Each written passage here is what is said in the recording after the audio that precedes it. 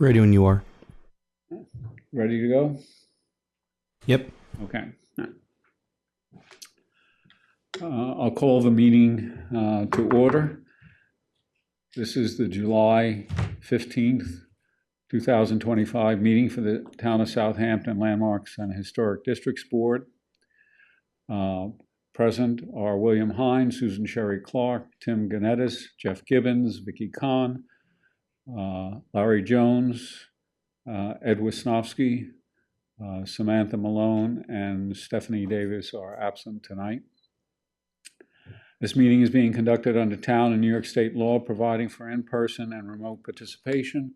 Individuals may undertake remote participation by activating the Zoom link found on the published agenda and the town clerk's meeting portal page.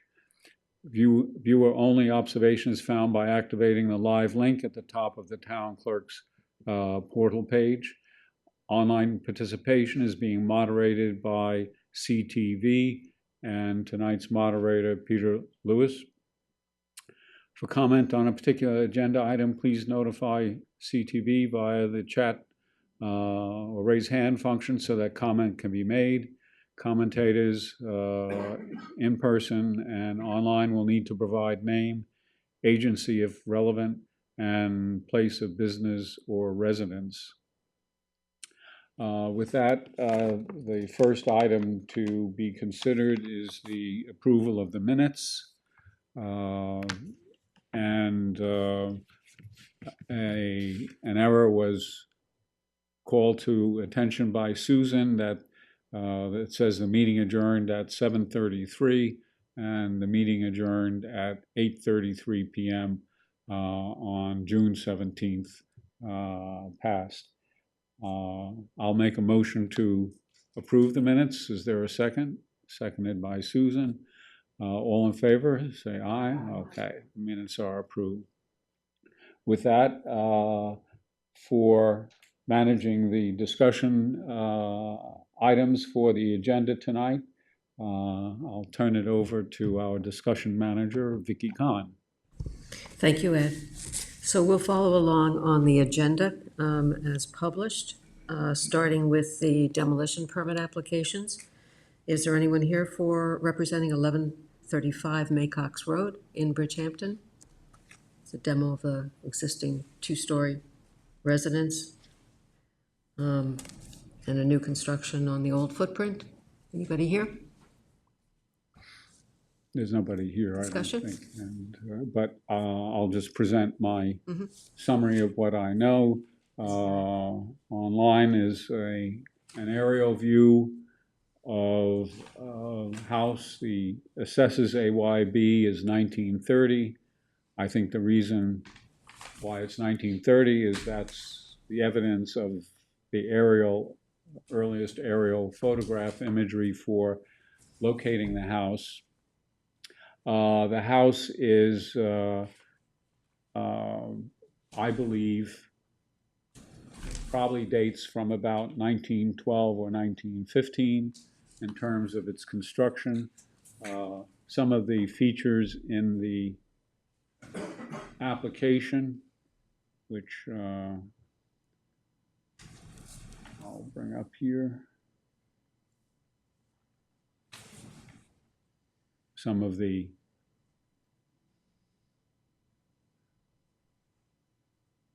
interior details indicate some original materials that are probably still with the house, particularly some of the window and door features, as you see in this picture. The house was built by an individual who married into the Cooper family. All of this area here was basically settled very early in Mecox by the Cooper family. And I'll just bring up basically a 1916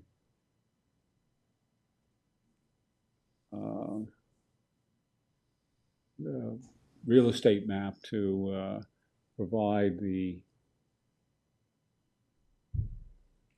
reference here.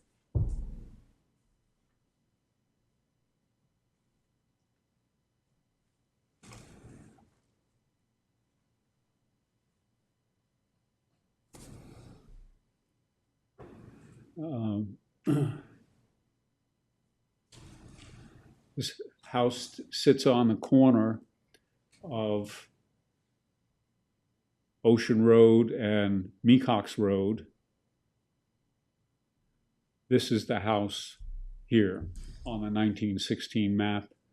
The census of 1915, 1920, 1930 shows it being occupied by Edward Mayer. He was a poultry farmer. This was farming area. If you go back to the 1930 aerials, you'll see that there was basically all farmland here. The T.E. Cooper here was Thomas Emmett Cooper. He was the son of a Thomas Cooper, who was the son of a Matt Cooper, going back to the late 1700s in this area. The two sons, there were two sons and a daughter. One son is Mortimer Cooper, who has this little piece of farm left from the original farm, and the other one was Herbert Cooper, who eventually inherited the house of T.E. Cooper located here. That house lasted until about the 1980s, but it was built about 1750. It was a very old house. Herbert Cooper was farmed with his father a little bit, but basically was a carpenter most of his life, and built many structures in the Bridgehampton area and was involved with them. The daughter married Edward Mayer, the poultry farmer, and that's how his house got built there. Go back to the 1902 map, you do not see the structure present at all, and you don't see the Mayer name. He was born in Connecticut and migrated over here sometime probably around 1910 or so. So I'm sorry, probably a little bit earlier than that, but he was not born in Southampton town at all. With respect to the property, I had some, you saw the aerial photographs. Let me see if I can bring up the houses were very obscured by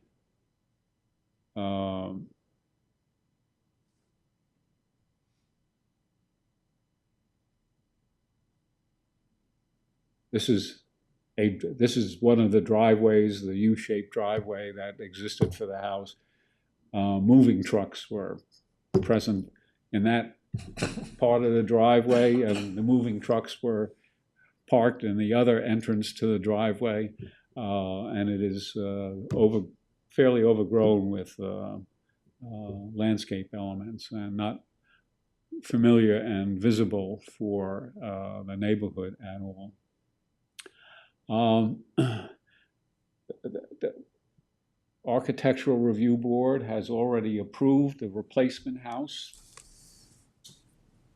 I'm not sure of all the elements that are involved. A lot of work has gone on in the absence of anything coming before this board.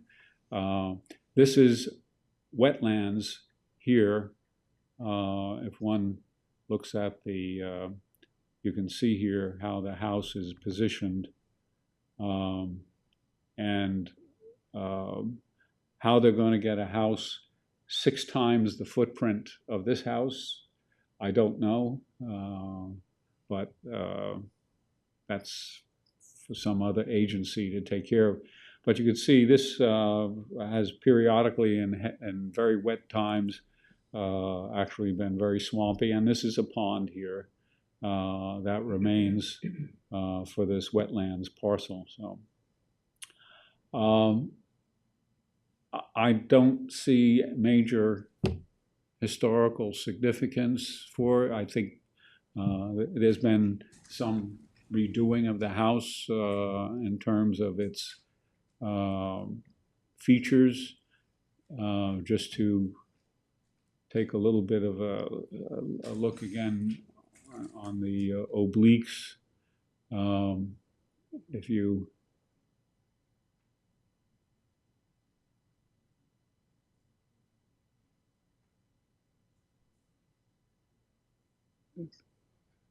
it has kind of a porch area in one place. I'm not sure I can bring it up to the right kind of visibility here, but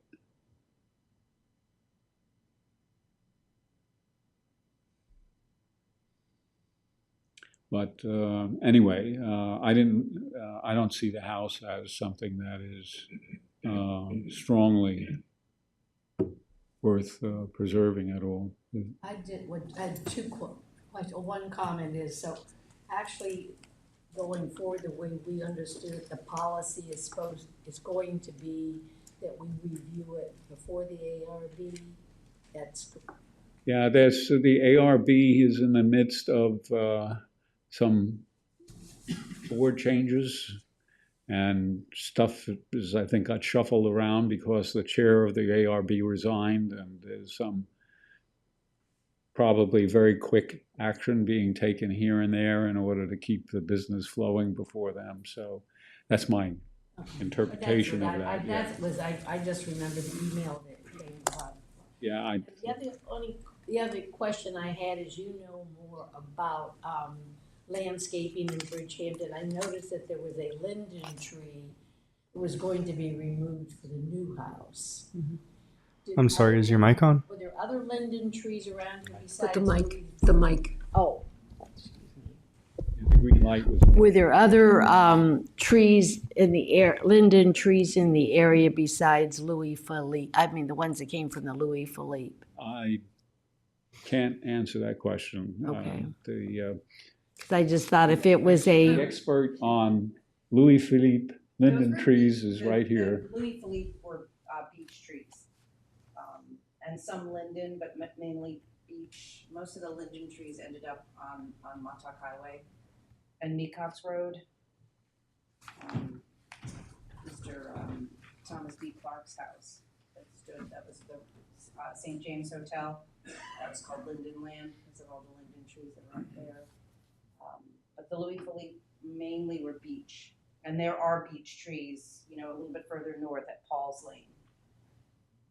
I don't know about on that property. I'm sure there's some. I'm not sure. It's just when I see linden, that's what, comes to mind. But if they knew that and it had some significance, but we don't. And which one is that one, Susan? Can you see it on the aerial? It was on one of the surveys. It was part of the Survey, application. Let me see if I can get the survey here. Yeah, it does show on the survey that that's going to be removed, but they may have to do that in order to stay within, to build that new I think it footprint. was that one, right? And they have It the just said the remove restraints of the linden. wetlands. It was either that one or the other. It said remove linden. It was like, Removing it, or are they moving it on the property, or it's just well, when they say remove, I assume they. yeah. But I thought if they moved it, but if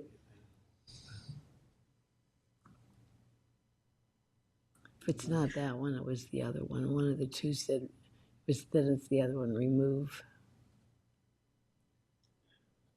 Well, in any case, it's not been yet declared a That's- landmark tree, Oh. which is, there was, No, and if we It was don't know, a- we can't say, recommend it to even, that they might be interested in that tree. Yeah.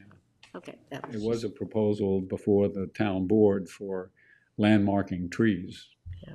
I don't know if anybody was following that at all, but it was withdrawn to be relooked at. Basically, as part of an overall policy on tree cutting in the town. So there's probably more to be thought about and discussed about that down the road. But that certainly is, to me, an interesting question, because the history that I've seen, especially in this neighborhood, because not far from here across the street was another Victorian beautiful house, well-maintained, owned by Baldwin Cook. Baldwin Cook served at the life-saving station just at the end of Ocean Road, as well, by the way, Mortimer Cooper And her did. Cooper, he was also. Yes, Mortimer, yeah. And Herbert too. Well, my knowledge of Herbert was that he was in the, he was in a different kind of boat carrying different commodities during Prohibition. Or just farmers making a living. Yeah. So, but in any case, the tree business is, obviously, I think, something on the agenda. When Baldwin Cook's house was demolished, the first thing they did 6 months before was take down the beautiful elm and maple trees around. I don't know if you remember. Yeah, they were just stumps. It just made the house stand there as an orphaned element of the landscape, and just help create a lack of sentiment for it as people pass by it. And the same thing with the Wallace Halsey house on Main Street in Bridgehampton, where they took all the trees down before applying for a demolition permit several months later, making the house look, barren and isolated on the main street like that. So I think stuff like that should be addressed someplace along the way. Yeah. So, in any case, my suggestion is, to ask the board that there be no Does anyone have any objection. No. objection? No objection. All right, if we could have a vote from the board. So I'll do the report. The resolution, yep. Thank you. All right, moving on to 233 Halsey. We actually have two items for that property, because we also have a construction application for 231 Halsey, and it really involves the same barn. Yeah, Would you like I to? think, if we handle them both together under 231, okay. Okay. Very good. All right, so we'll postpone that till we get to 231, because it is really the same property.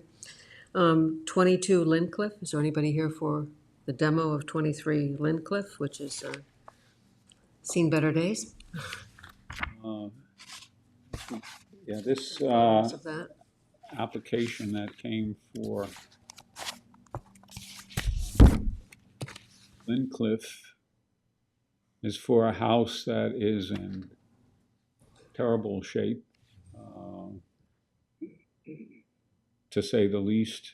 And it's been deteriorating for, looking at the imagery of multiple years on the town GIS system. The house has been deteriorating, and during the past year, part of it collapsed. And so that's what we basically are looking at in terms of demolition. This is something that can't be restored no matter what. So my recommendation, no objection. No objection. We have a vote from the board. We're all in agreement. And I'll you. do the response on that. All right, so now we can come to 231 Halsey Lane. Okay. You're doing that as well, right, Ed? So this is a product of the subdivision of an old farmstead that exists in Bridgehampton.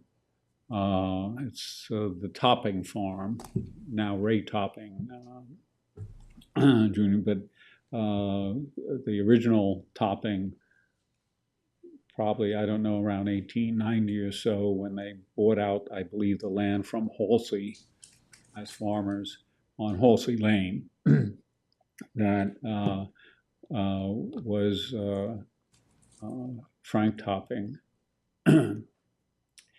And the farmland has recently been purchased for preservation by a combination of the CPF and private donors who lived around the farmland and managed to come up to subsidize the CPF purchase to keep the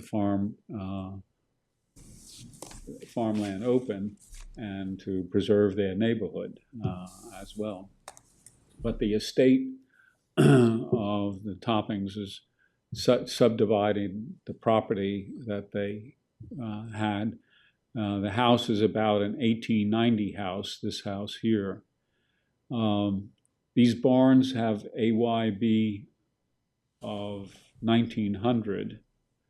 I suspect they might be a little bit later in terms of, I haven't personally inspected it, but my sense is that the 1916 real estate map just shows a house and an out structure, just two, on the Topping Farm at that time. So in comparison, you can see other farms where they have multiple outbuildings identified for them. So what the plan is for the subdivision is to take this barn,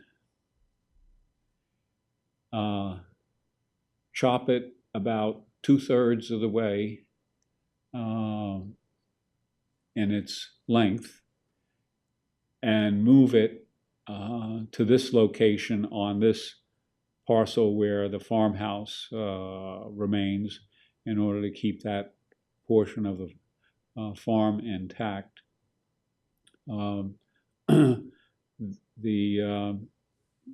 They provided a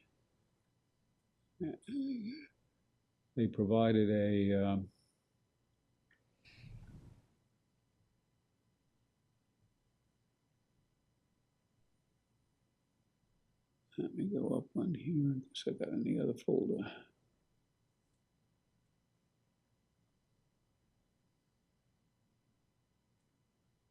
Okay, so this is what I just showed you, but they provided in the application the graphic of how it would be relocated. This is the existing barn, a portion to be removed and demolished, and the remaining portion to be relocated here on the property. The barn is not readily visible from the street in terms of its visibility to the neighborhood. I would say it's the barn is not particularly, other than being dated back to maybe the first decade of the 1900s or so, or maybe even later than that. It doesn't have much historic quality to it. The question was, for me, it's kind of a practical solution to trying to preserve some aspects of the value of the barn, rather than seeing the sale of a subdivided parcel see to it being eventually demolished and removed completely.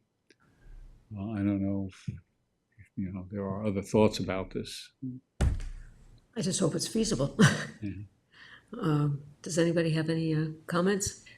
I was just gonna say, just looking at the photographs, I mean, I saw there were, I mean, in the GIS, there were two 1900 barns and one 1931 barn and three 1900 sheds. But I'm not gonna, this one didn't look as old, I mean, with those interior photos, I I think, guess, yeah, so I'm guessing it might be the 1931. It Yeah. makes, it doesn't make any difference one way or another, because they're, it looks like that's the best way to save it, but it didn't look that old. No, I think Ed Inside. mentioned that he also questioned Yeah. the AYB. Well, if there are no objections, I think we go ahead and state and so. I'll file the reports on both the demolition as no objection. And the construction. And on the relocation, construction application, okay. Okay, great, thank you. Moving on to 129 Sabonic Inlet, Tuckahoe, the windmill refurbishment. Is there anybody here? Sir, would you like to, actually, would you like to come up here and sign in? And if you sit right by the microphone there, we'll all be able to hear you. This one's on here. They're both on. Take your pick.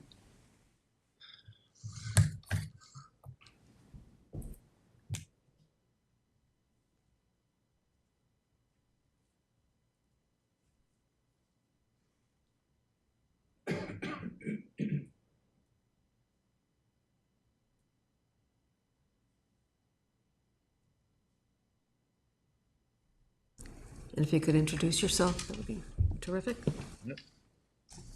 Good evening, Tony Panza, AIA Architect for National Golf Links of America, with Rogers McCagg Architects. Really just here on behalf of the club and the project, to answer any questions that you might have. We had a site visit, went through some quite interesting history for the windmill, and all we're looking to do is refurbish it. Mhm. We want to thank you for that nice tour. And as a matter of fact, you guys ought to have, people ought to be able to pay to tour the maintenance facility alone. That's amazing. I don't spend much time around golf clubs, but boy, what an interesting place. And besides the high upkeep, the high maintenance you guys do on the clubhouse and stuff, that's all very impressive. And I'm sure it's what members demand, but it's impressive to see buildings maintained in a high order. And we didn't get hit by a golf ball. That's good while we were there. But fantastic. I guess I should turn this on. Fantastic windmill, just incredible. The siting of it, the location, conditions is good, And I'm shocked to hear that those two window boxes they show up in that early photograph that Julie found. And so we just, as a matter of fact, those slides are that's of course the wind shaft we're looking at, and the cast iron two-piece gear at the far end of it. There's no evidence that I saw. It was a little dark up there, but I didn't see any type of power takeoff that would go down to run a pump. But one way or another, they had to get water up into the tank. And I'm assuming, because it's around 1916, that perhaps had electricity, you run a DC or AC motor to a pump, and you don't have to have the blade. And you could fill it. I just didn't see any place in particular where a supply was run up to the tank, but it's a huge tank. It's fascinating to me how these buildings are capable of holding that kind of weight, but they do. So some on the board might not know, it's not a working Right. windmill. There's a water tower inside, and it's just, But it is the symbol of the club. there's a shell around it, and the cap is working. So that's why you see the shaft. There is a break. The sails rotate, but what we would assume from 1915 is they only rotate for maintenance. There's no reason for them they're not Actually connected turn. to anything else besides. It was What's an fascinating empty about this is that- performance. The mechanicals in this windmill are way different from what we see like with the BB mill, some of the other ones, because it's so much later, but very sophisticated. The way you can pull the brake, has this big band or belt that's going around that flywheel. But what's way different is that on most ones we look at, that particular wheel, the brake wheel, is usually has gear teeth on it, and that's what runs a shaft down to run a pump or something. And this doesn't look like it ever had that. But what's really fun about the interior is that all this mechanical stuff is mostly all intact.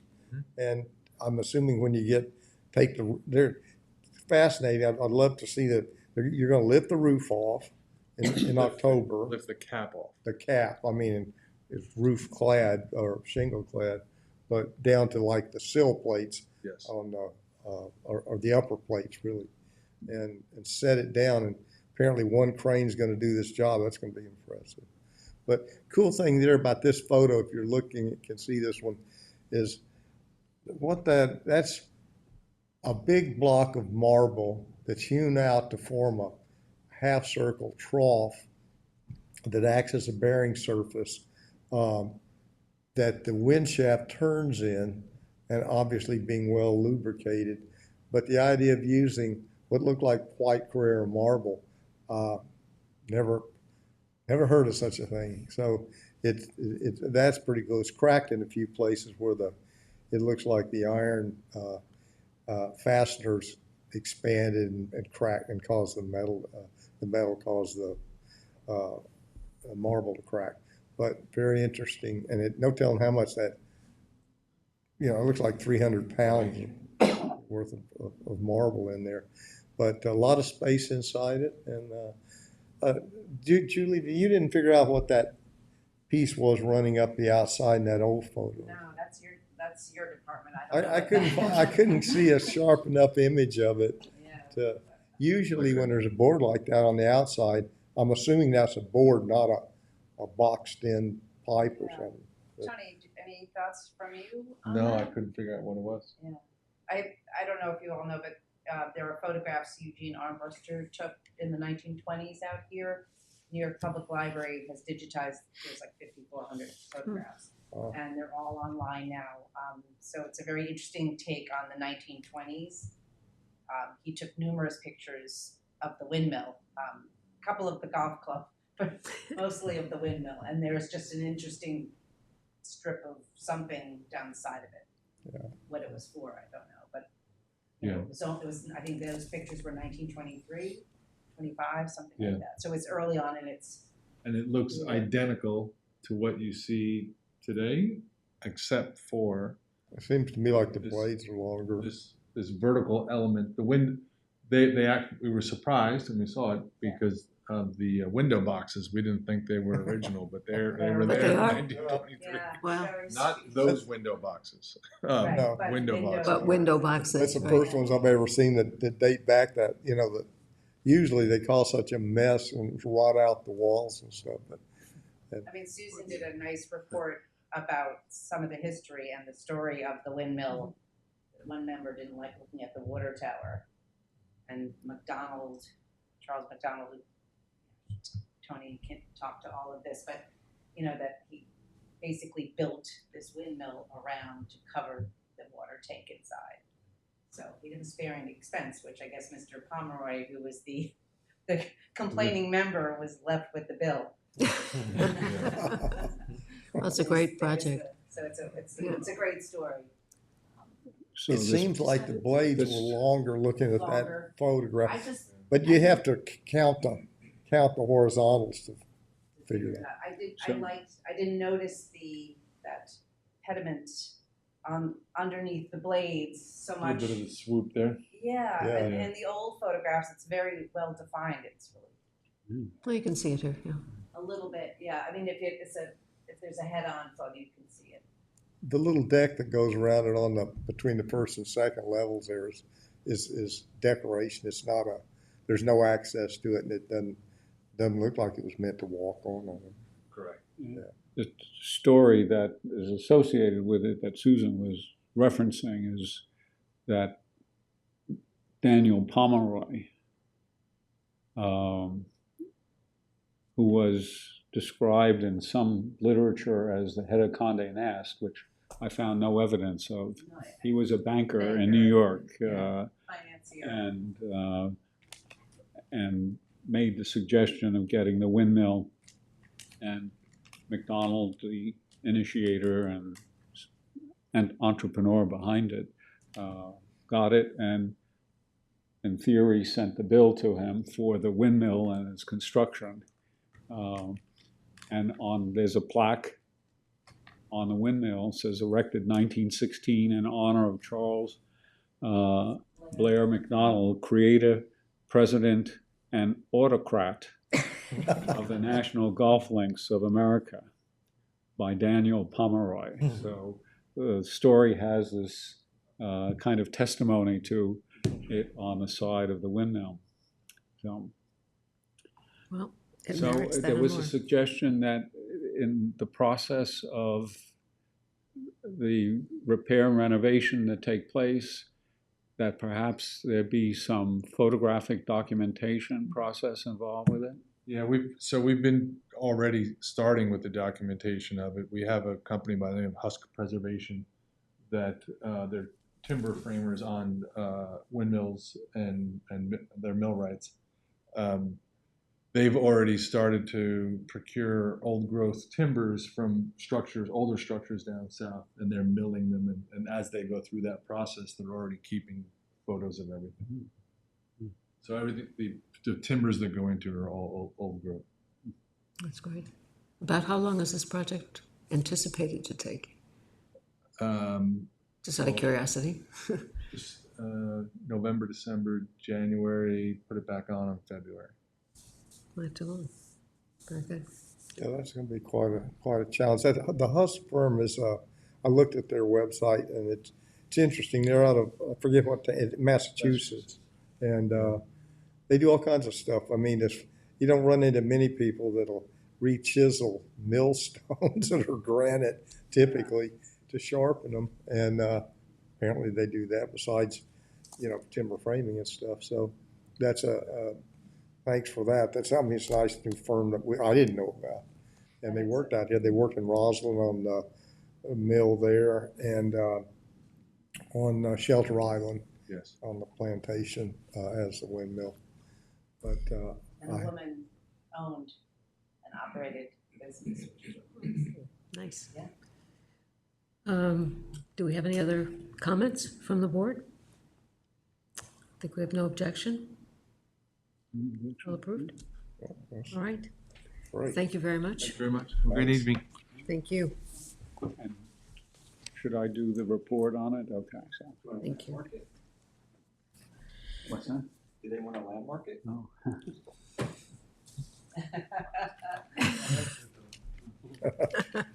They might put it in the recommendation. Oh, with the bank. Oh, That's right, exactly. We certainly have the documentation on it. All right, moving along to 2422 Montauk Highway in Bridgehampton. Do we have anybody representing this project? Is there anybody online? Let me get the. No one has their hand up at least yet. All right. And Also, Julie, just so you know, we hear everything that you say very clearly.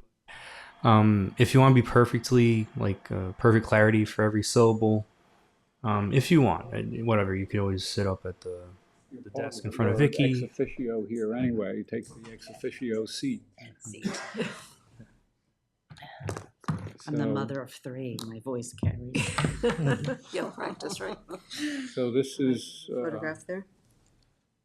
this is the nail salon coming next door to the Eddie Arthur salon, hair salon. We dealt with this before on Main Street, Bridgehampton. And these pictures I took today, and as you can see, it's not yet installed. The question is basically, with such great visibility of the window glass to the sidewalk and to Main Street viewing, whether or not the interior renovations presented any problem. And in my look at the, I thought very well done rendition of the interior renovation, basically, this would be the Main Street side entrance. And what you see is the stations of the hair salon, masked for the most part by a receptionist partition in the front, without too much of the busyness of nail business that is supposed to take place. And I didn't see any questions of lighting that were proposed there. The other aspect of the visibility to the street, which the application had, good rendition of, is one, there'll be, obviously a sign above the nail salon, and then it's window material that is there. And just to blow it up, you can see that the part of this, the middle panel will have the name of the nail salon again, and then it advertises what kind of services: dip powder nails, acrylic nails, hard UV gel, something body something, and I don't know. It gets rather dark to decipher on that side, on the left panel.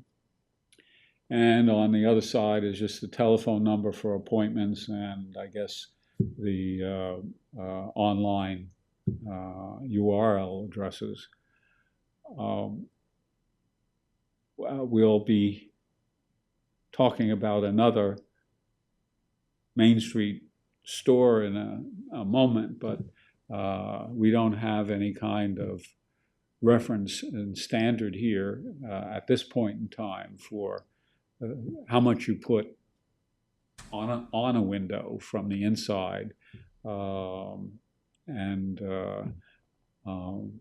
I might think that there could be too much writing and text on a window, this does not seem extreme at this point in time to me. The question of having the window level sign of the nail salon versus the sign over the windows. When you're walking along the sidewalk, you're not looking up at the immediate above your head, but this is more at eye level. I don't find that particularly offensive in terms of its presence there. So my suggestion is that we just respond that we find no impact of the construction on the visible appearance of Main Street that requires any other approval. So, Members of the board, are we all in agreement? Thank you. okay. Excellent, thank you. All right, next, Bill, would you like to talk about 85 Lewis Road? Yes. Thank you. Okay, so this property is located in the north part of East Quogue, north of Montauk Highway, north of Old Country Road, and north of the Long Island Railroad, at a fork in the road between Lewis Road and Spiny Road. Parts of East Quogue were originally known as Fourth Neck, Pine Neck, Atlanticville, and Oakville, and this area seems to be closest to Oakville. The application states that the work is to include adding a second bathroom within the home, updating the kitchen, changing the heating from fossil fuel to an electric heat pump, adding air conditioning throughout the house. They are also renovating the front porch and increasing the length of it across what they call the front of the house, which is really, as you view it from Lewis Road, is really the right-hand side. But they're continuing the porch towards what is really the rear of the house. They're adding a reverse gable in that side. They're also updating electrical and plumbing where necessary. The work is in progress. Construction drawings of the modifications are included in the package, and they don't seem to include everything that's being done or the way things are being done. The elevation in the drawing under the little gable on the side in that upper drawing shows a door in the center of the gable with a window on either side of it. But as you move to the bottom, to the lower part of the plan, it shows the door off to the left and a triple window to the right of it. Little things like that just aren't coordinated well. They didn't mention the terrace on the upper right-hand. That darker gray area is all terrace area. There also appears to be a pergola on it, which again was not in their notes as to what the construction was going to be. The roof was wood shingles at one point. It's all asphalt now. The siding looks like it's 5-year-old, maybe less even, cedar shingles. The windows are mostly Anderson windows, a couple of what look like Marvin windows, no original windows, no original doors on the exterior. The interior looked like it was completely gutted. All the interior finishes look new. The kitchen's been removed, the existing bathroom's been removed, and then the new bathroom is being installed as well. There's some different places in the house where framing has been updated as well. I'm not sure if they were cathedraling ceilings and things, not being familiar with the house before the work started. There is a stop work order on the house. On the 1858 Chance map, there's no owner of the property and no dwelling shown, but south of the property is owned by an R. Terrell. The 1873 Beers, Comstock, and Klein map indicates the subject property now owned by C. Terrell and only shows the dwelling, not the barn. Two of the dwellings to the south are owned by an R. Terrell and an L. Terrell. Lewis Road was opened. It's also been known as Oak Tree Road, Oak Road, and Box Tree Road. And Spiny Road, which this is at the fork of, had not yet been opened. The 1896 E. Belcher Hyde Company map indicates the properties owned by E. Terrell, actually, the spellings have now changed, and only shows the dwelling, not the barn. Spiny Road, again, did not exist yet. The 1902 E. Belcher Hyde map indicates the property now owned by Mrs. L.B. Moore, shows both the dwelling and the barn, and Spiny Road still not indicated. The 1916 E. Belcher Hyde map indicates the property is still owned by Mrs. L.B. Moore and now only shows the dwelling. For some reason, the barn is not shown. Spiny Road is still not indicated. Terrell appears in 3 different spellings on these historic maps. They all start T-E-R-R, one ends in I-L, 3 end in R-I-L-L, and one ends in E-L-L. So Terrell, and Terrell. But again, the names are on the same parcels at different times, so you know it's the same people. They're just changing the spelling of it, correcting or mistaking. Photographer didn't do a good job. Yeah. There was a Frank L. Terrell, who was the postmaster in East Quogue in 1913, a Walter I. Terrell, who was postmaster in 1921, and 10 other Terrells throughout the vicinity of East Quogue. So the Terrell family seemed to own quite a number of parcels in this area. The subject property is not listed in the Southampton Historic Resources Survey, the AKRF of 2014. It shows 4 other historic resources along Lewis Road, one being the Oakwood Cemetery and one being the Box Tree Monument, indicating the location of what they claim to have been the first letterbox in the United States. The subject property is listed in the East Quogue Hamlet Heritage Area Report from 2014, which lists 10 historic resources on Lewis Road. This is number 45. It is circa 1870, C. Terrell, and later Mrs. L.B. Moore home. It states that the home is, on this property, consists of a primary 2-story volume with a front-facing gable that has been added onto and changed over the years. It is clad with cedar shingles and an asphalt roof and has a central rear brick chimney and a variety of window types. The home is identified as the Mrs. L.B. Moore residence on the 1916 map, and on the 1902 map indicates it as the C. Terrell home. No house is shown in this area on the 1858 map, although town records indicate an 1875 construction date. A circa 1870 construction date appears more likely. In the mass appraisal information, the AYB of the residence is 1875, although the dwelling does first appear on the 1873 map, so 1870 may be more correct. The barn, now CO'd as a detached garage, has an AYB of 1927, although it is a barn on the map in 1902.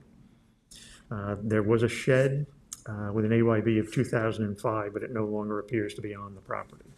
Again, there is a stop work order on the construction, which has already started. The dwelling can be seen from Lewis Road, but not readily visible from Spiny Road. The barn is not readily visible from Lewis Road, but can be seen from Spiny Road. The one-story front and rear sections of the dwelling appear to be prior additions.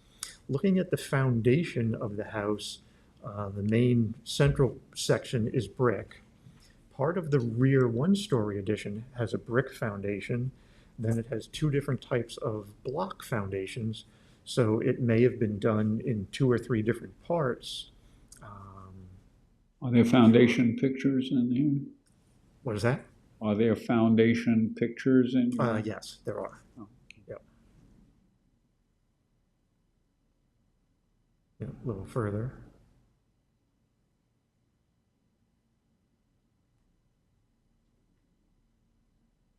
Yeah, maybe I put them towards the end with the foundation. There you go, okay. So if you go back one, there you can see the brick foundation, which is under the sliding door. Mm-hmm. Then it converts to block. As you go around the corner, the next photo, or the opposite side, there's 2 different blocks there, about 1.5 blocks on the corner, and then they continue as a different block to the left. And then the next photo shows the rear, oh, this is the front of the house, which looks like a sloping slab that was leveled and had a curb on it in that center area. So again, it looked like perhaps it was a porch or a garage or something, and that they leveled up the slab. This is the rear of the house, which has one type of block on the left, one on the right, and in the middle is blocks set on their side to act as vents, and then insulation stuffed in there because there's block missing. The gray area in front of it is all the new terrace that's supposed to get some kind of a paver set on it. So that's all new. I would have thought they would have fixed the foundation before they did that. This is one of the posts to the porch in the front. They appear like they're going to be repaired and remain, which was good to see.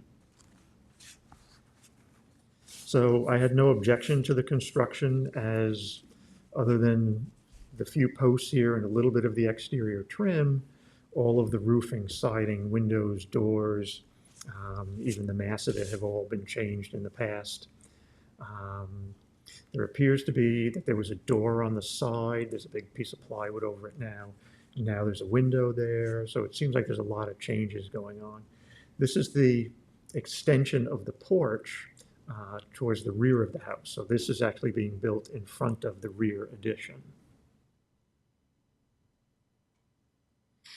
So in the rear section, multiple framing members, some new, some old, an LVL. So it almost appeared like they had taken the ceiling out, installed the LVL as a structural ridge in order to open up that rear space.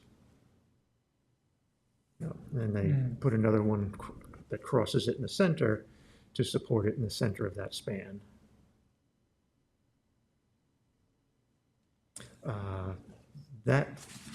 If you look at the boards to the lower part of the picture, they're going up. The chimney is corbelled well off to the side. Wow. And they had several boards, I guess, that they used to support that brickwork as they were constructing it. It's a to get it- slanted chimney. Yes. Yeah, Yeah. There's one in my house like that with the boards supporting the brick. So they could get it to come through the center. Yeah. Yeah. The drawings do show that the chimney's being removed. They're going with gas equipment, and I'm assuming it's going to be direct vent.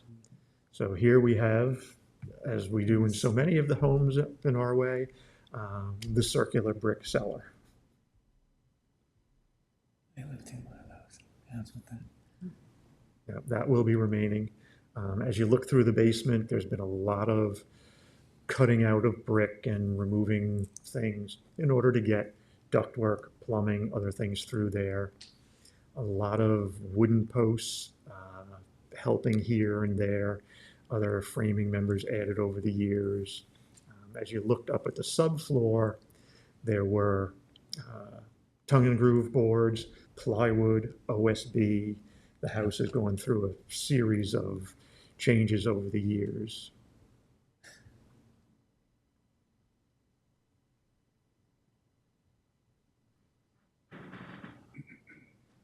And there is the barn out in the back, which doesn't have any work scheduled for it at this time. Yep, there it is. The taller right-hand section is the original volume. The left-hand section was not on the survey in their application from 1996. And looking at the framing inside, that's definitely much newer.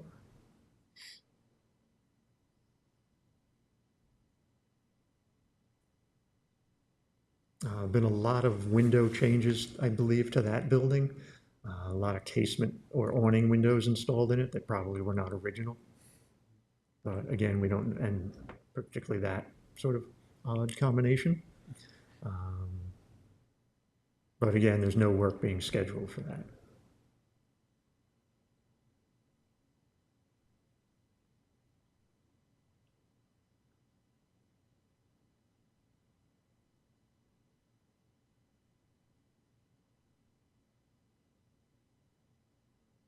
Yeah, so the framing inside the barn did look like early 1900s, and definitely the framing in the attic and the cellar of the house definitely looked like 1870 would be appropriate date for it.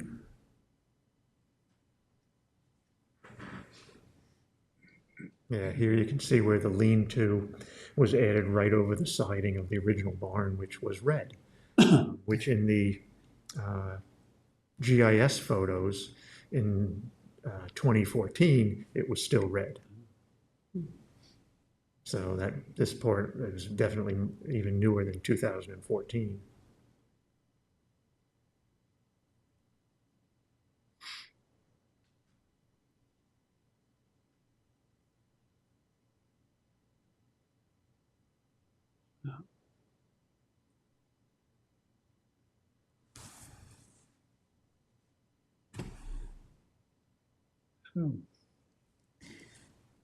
So you have no, What's that? in your conclusion, you have no objection? So I had no objection to the work that they were doing. I think there's been enough changes to the house in the past that it really isn't have a lot of historic value. Definitely all the exterior historic fabric has been removed from it. Right, right. And I wasn't even sure that the porch was original. When you look at the volume added to the front of the house, the porch goes up that side a little bit and then has the gable in the front, where typically the older houses had a hip in the corner and ran the sort of the shed roof across the front. So I wasn't sure if that front section was added, well, definitely the front section was added later, but was that porch then added at that time as well? It was hard to tell. So they're altering a porch that's already been altered? Yes. Yeah. Yeah. So again, I had no objection to what they were doing. Any other questions, comments? No? All right. We're all in agreement? Yes? Yes. All right, Bill, you'll write up the recommendation? Thank you. All right, 58 Church Lane. Application of legalized existing work done. No new work proposed. Let's see.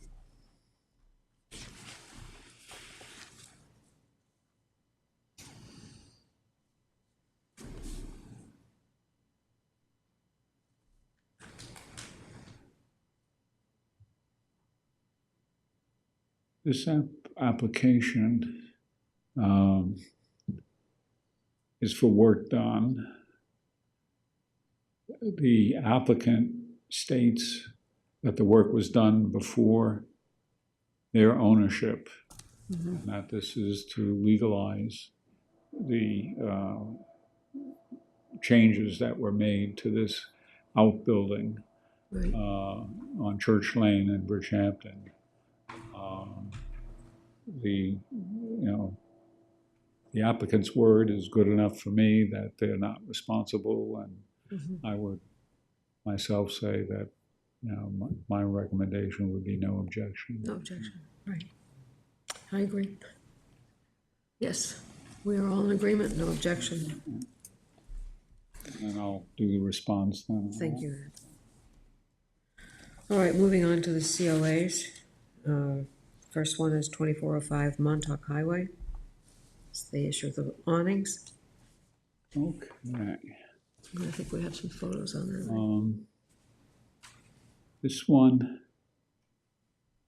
is, I just want to show you that, there's an application for a certificate of appropriateness, but everything was installed Already. without a certificate of appropriateness. I don't know when that took place. The application doesn't reflect that.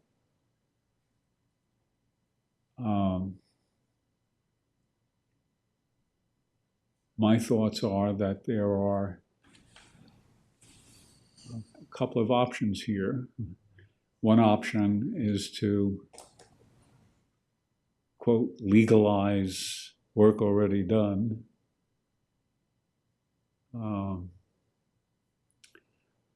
The second option would be to not approve anything until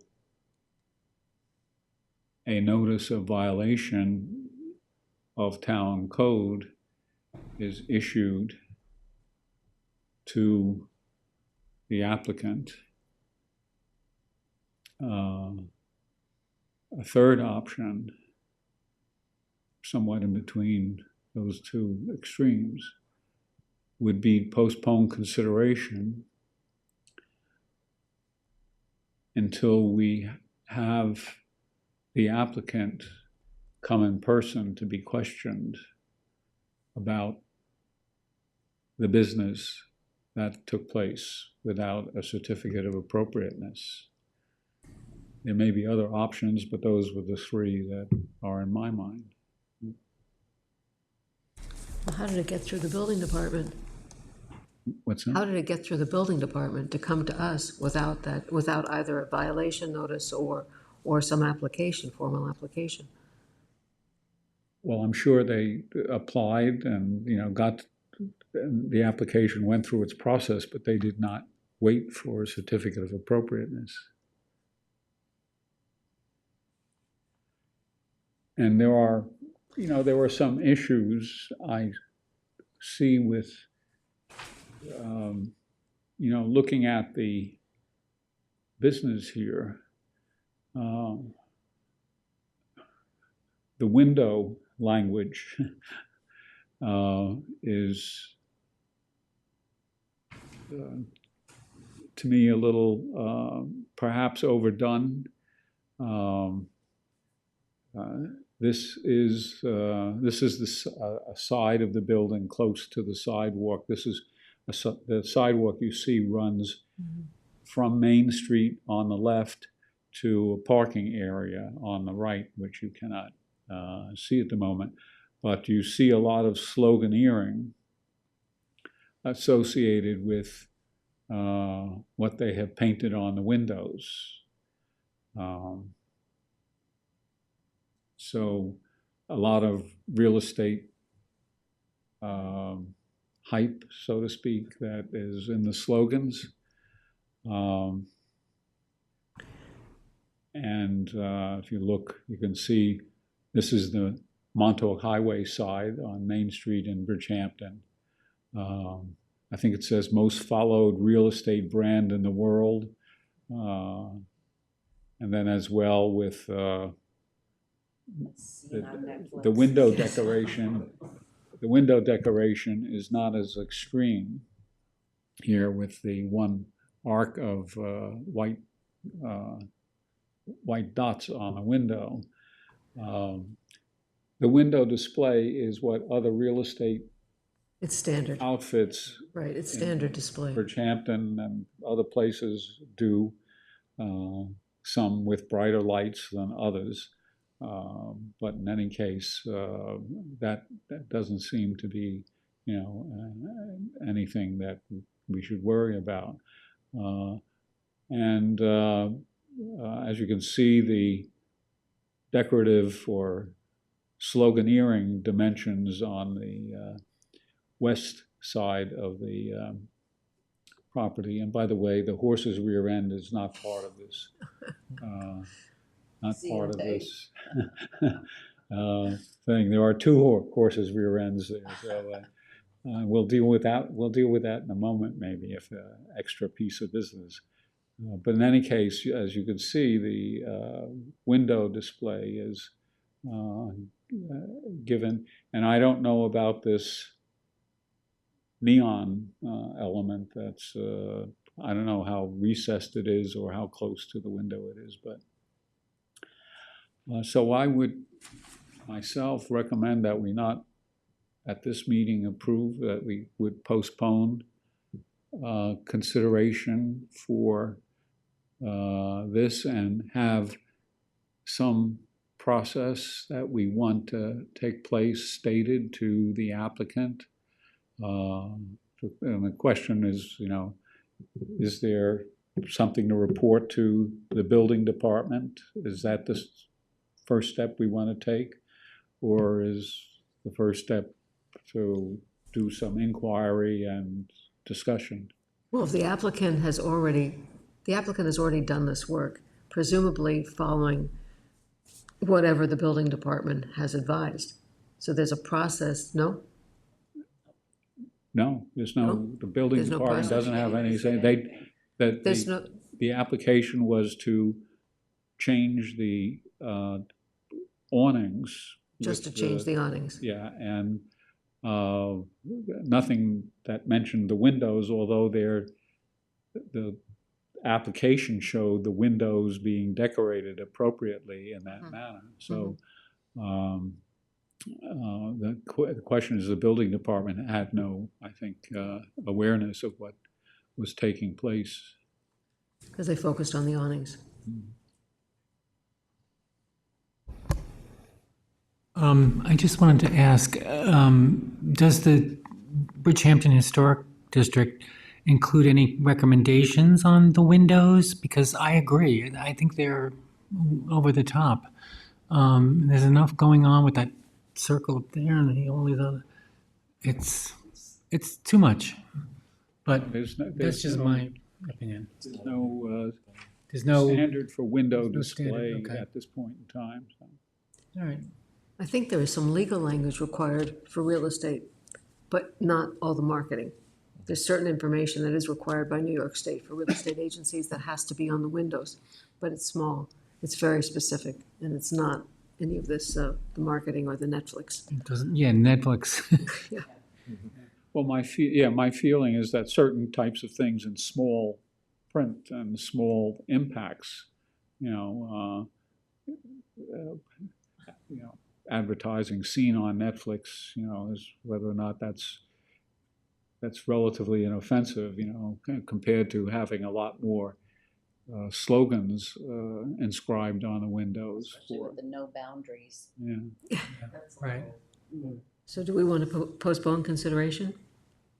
I Yes? guess so, I don't know.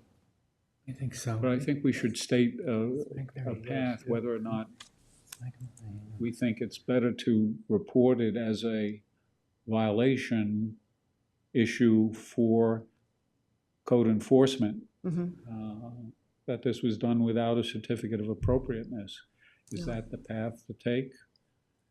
Or do we want to engage with a back and forth with the applicant over what took place?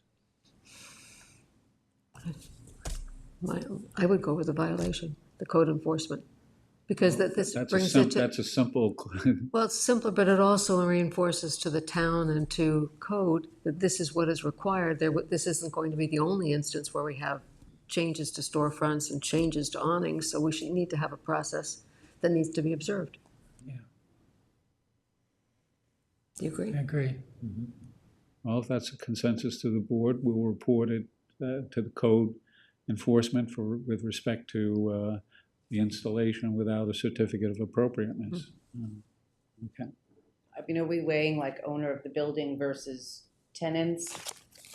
It was a tenant that made the application, but the owner gave the endorsement of the application, so.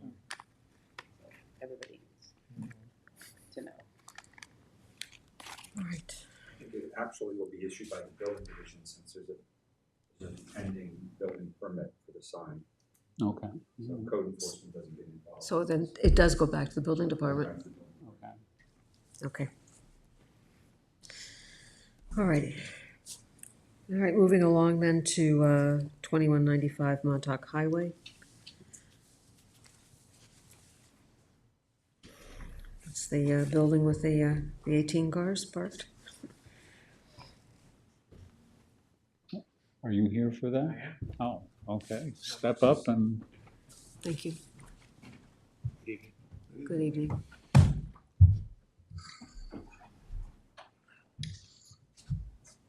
Sean Leonard, the applicant.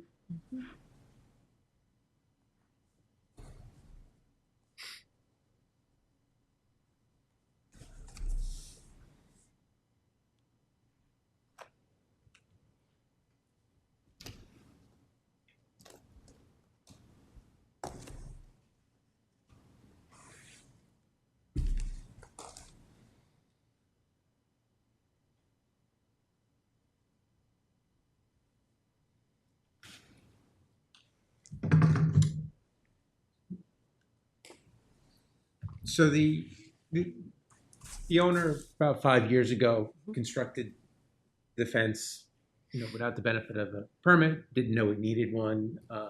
There were some other things that came up on the property, and we're trying to get an updated C of O, and that's when talking to the building inspector said, oh, by the way, there was not a permit filed for this, and so therefore we went ahead and did so, which brings us to you because it's in your jurisdiction.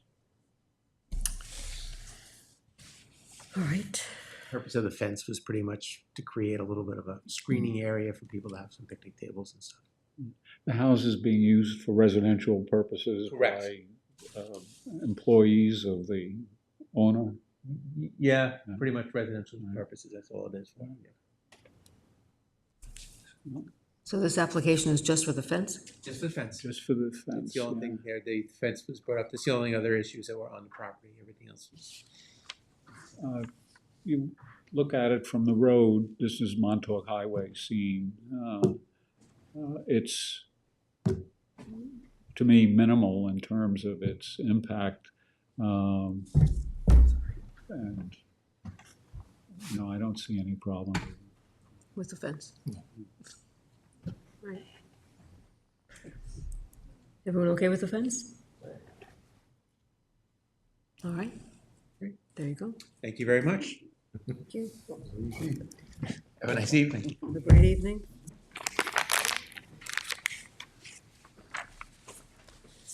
All right, You should have held up your hand earlier. You might have gotten to the top of the agenda. I figured you wanted to stay with your agenda.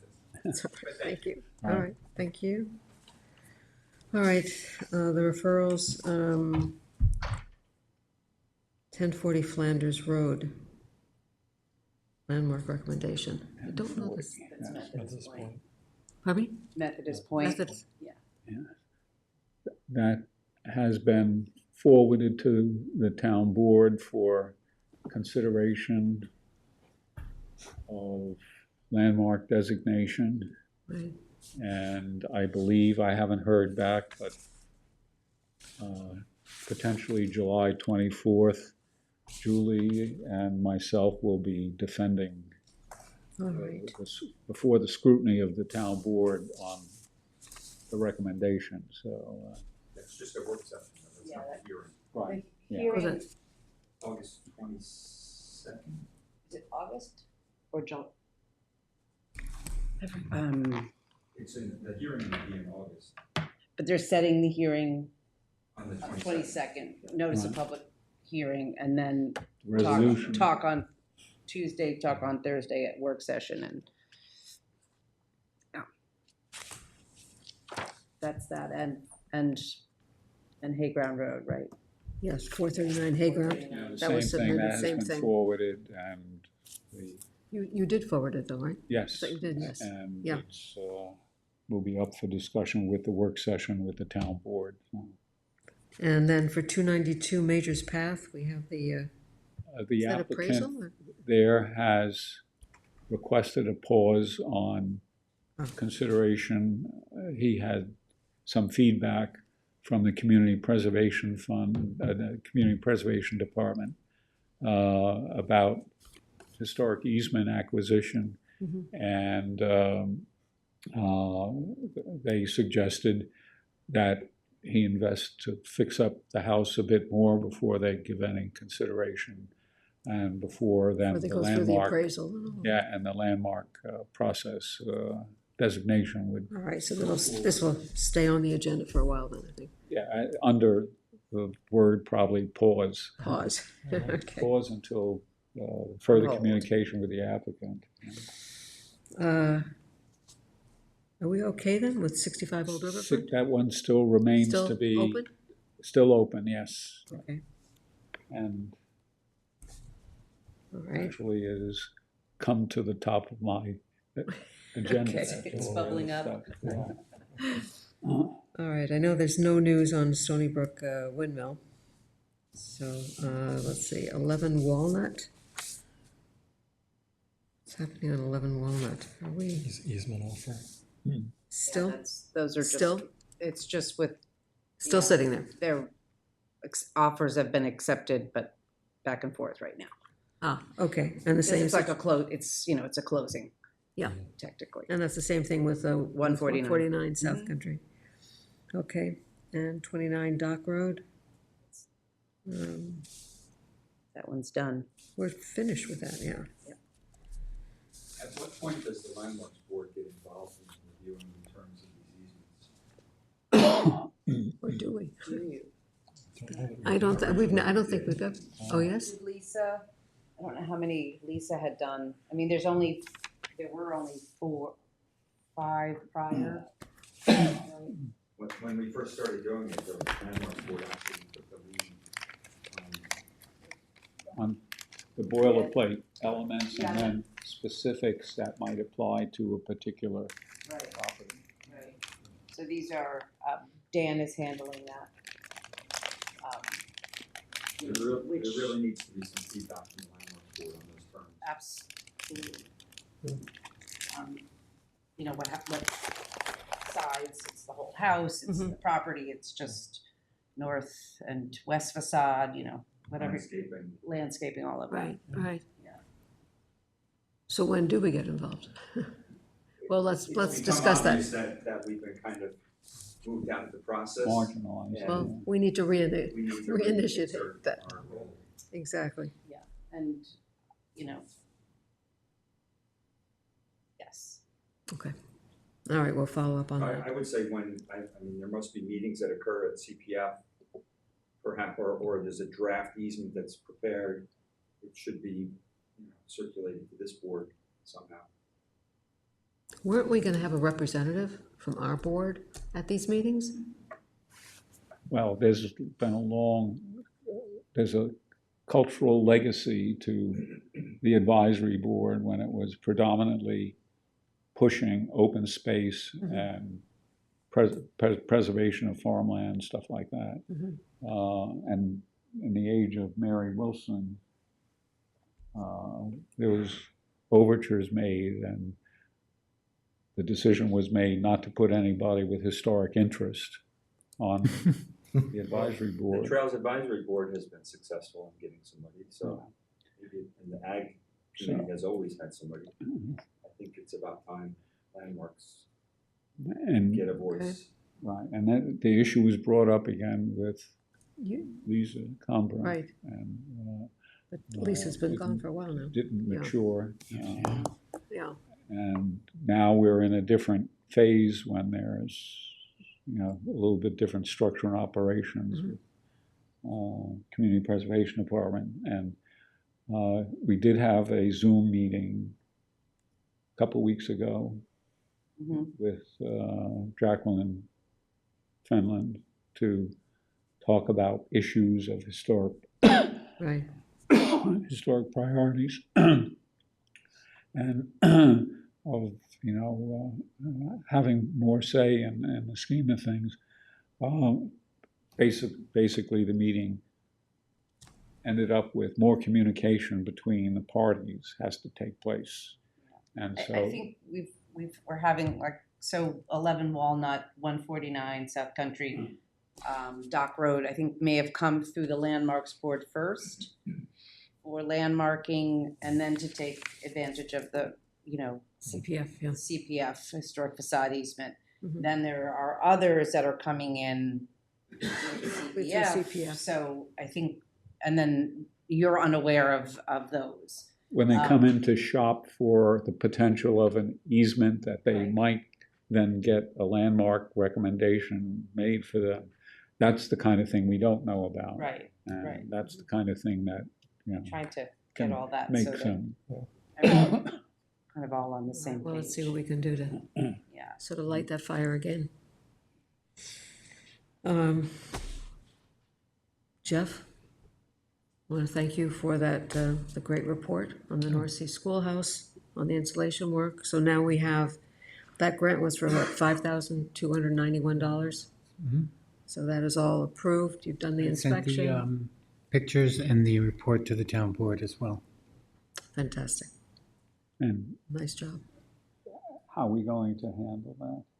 I think the next step is for the town board to do a resolution to reimburse them. So to get Kelly to put a resolution in there, And okay. I think we put together a package usually of the documentation of what was done.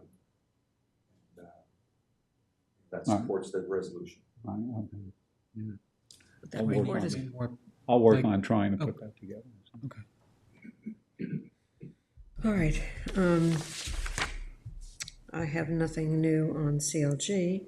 Is there any other new business? Any business we omitted to review tonight? Oh, just one thing, and walking down Bridgehampton Main Street today for all the updating of what the status of the construction and COA activity was.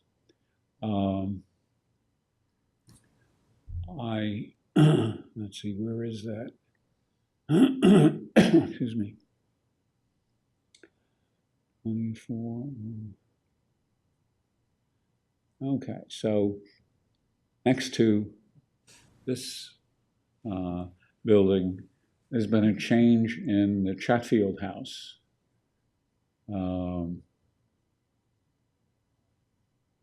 That It's not the House of Charm anymore. Whoop. I think that's what they called it. Oh, we're The back. House of Charm. It was an antique place forever. Been my computer was running on battery, Oh, not all on the electric current. right. And let me just see if it will reawaken here.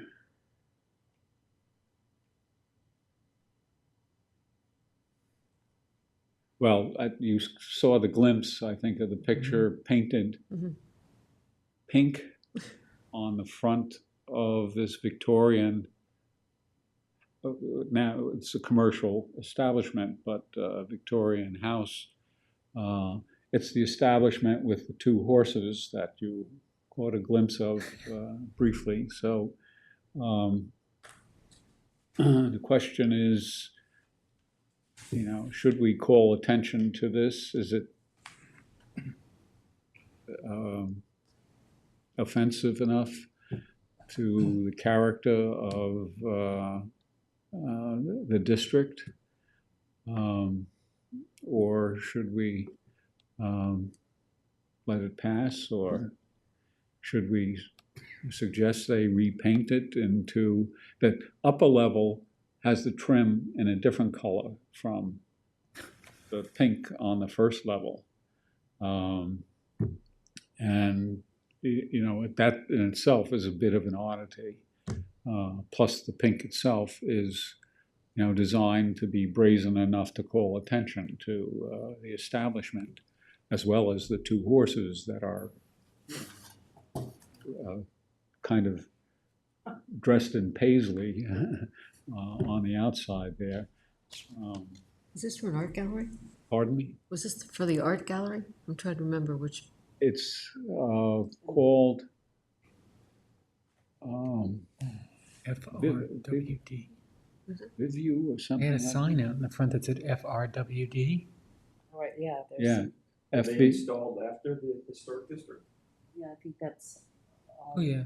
on there, right? I think if they don't need a building permit, and you don't have any standards in the historic district, That's right. you're kind of at a loss. Well, color is one of the things that's reviewable Only on things that need a building permit. on things in the historic district. Yeah, but the hook is the building permit. Well, that's the problem of linking the control element of it. Because Victorian Um, colors can be awful. But Yeah, that's true. in any case, my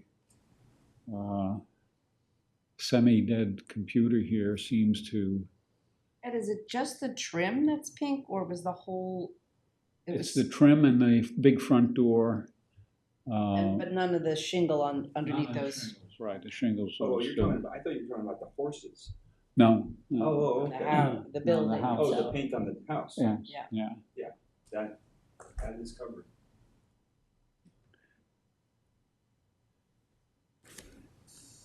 But it's odd because you don't have to come to the building department to get a permit to paint. Right. Right. So There's there's a no need way to, to notify somebody that you need a COA. right, so, that, it's coming back to life. Your barn is so beautiful. Yeah. Mm.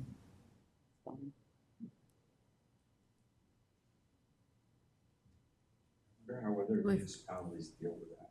Pardon? I wonder how other municipalities deal with things like that that don't need building permits. Well, Design there are a number standards. of things. The question is whether a tenant does it by themselves without the owner being aware. That's one kind of concern about trying to regulate it. And then the other question is getting the awareness to the responsible parties that Does it are there. letter need to go out, for everybody to say, you're in a historic district? Yeah. These Yeah, lawn we- ornaments and Yeah.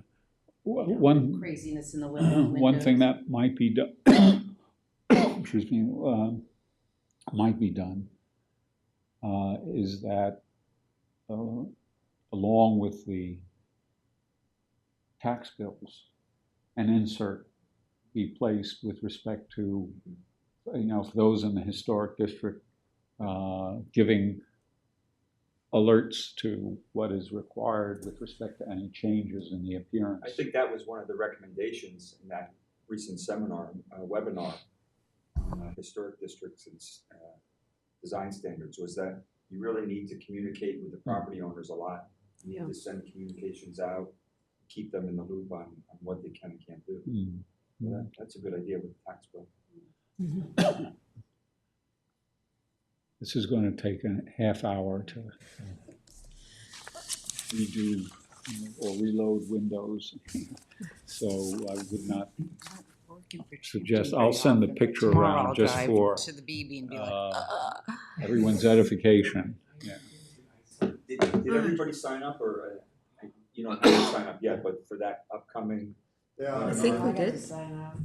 I we haven't did. registered yet, but I intend to. So you just pay for it on your own, and once you get your certificate, send it into, I guess, to Renee, and then we'll reimburse you.